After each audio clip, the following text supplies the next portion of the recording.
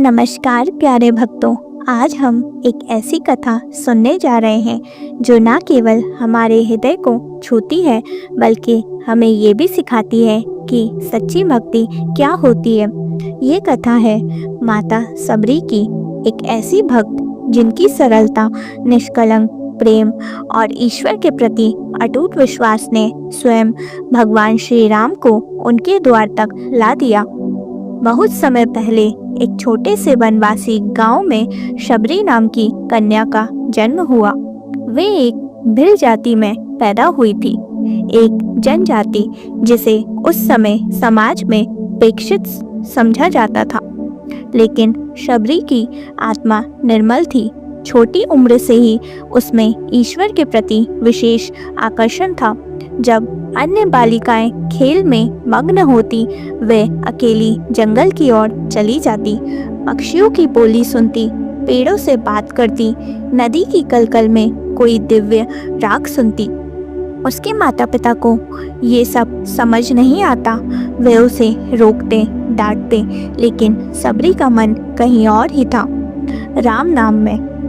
एक दिन जब उसका विवाह तय हुआ, सबरी को ये बात स्वीकार नहीं हुई। वे जानती थी कि उसका जीवन उद्देश्य कुछ और है।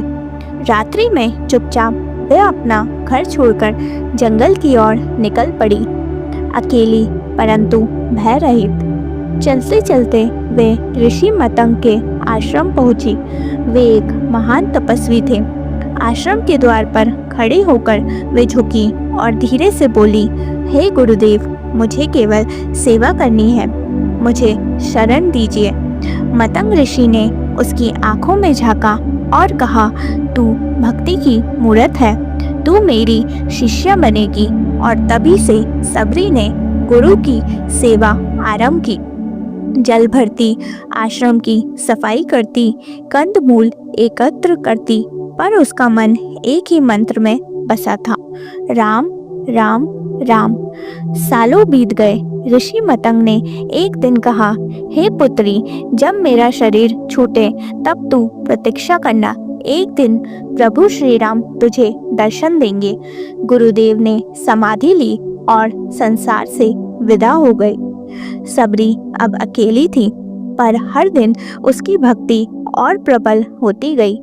वह हर सुबह उठती, ताजे जामुन तोड़ती, पहले उन्हें खुद चखती, ये जानने के लिए कि वे खट्टे तो नहीं, क्योंकि वे जानती थी कि भगवान को केवल मीठा ही अर्पित करना चाहिए। कई लोग उसका उपहास उड़ाते, कहते, राम कौन है, तू किसके लिए बैठी है? पर सबरी कहती, मेरे राम भगवान आएंगे, मेरा विश्वास अटूट है।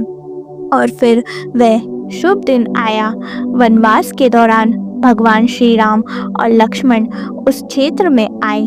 हनुमान जी ने उन्हें सबरी का आश्रम दिखाया।